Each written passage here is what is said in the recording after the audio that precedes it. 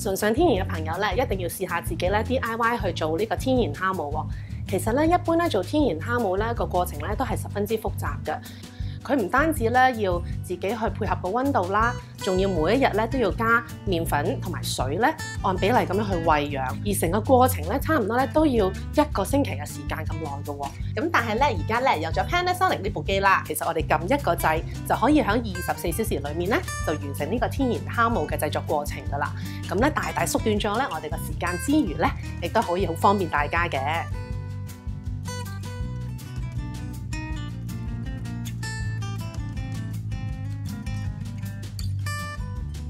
首先做天然酵母，天然酵母倒入天然酵母培養容器，將水放入攪勻，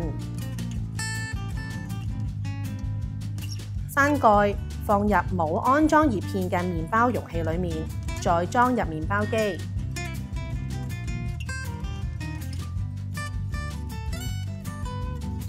選擇食譜22，撳開始。天然酵母製作需要24小時。完成之前千祈唔好打開麵包機啊！聽到嗶嗶聲，撳取消鍵，立即將天然酵母容器攞出嚟，直接放入雪櫃保存。酵母完成之後就開始做麵包㗎喇。首先將麵包用葉片裝入麵包容器，首先要放入做好咗嘅天然酵母，再加入其他材料。留意放高筋麵粉等材料嘅時候，要令中間部分高過周邊，之後先圍住麵粉周圍加水，將麵包容器裝入麵包機，選擇食譜19，撳開始。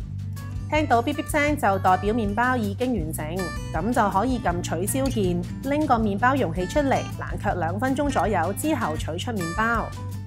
整天然酵母最重要係控制好溫度同時間。Panasonic 麵包機獨有嘅控溫功能，可以令天然酵母喺適合嘅溫度下發酵，簡化中間嘅過程。用呢部機整天然酵母麵包，真係慳返好多時間㗎。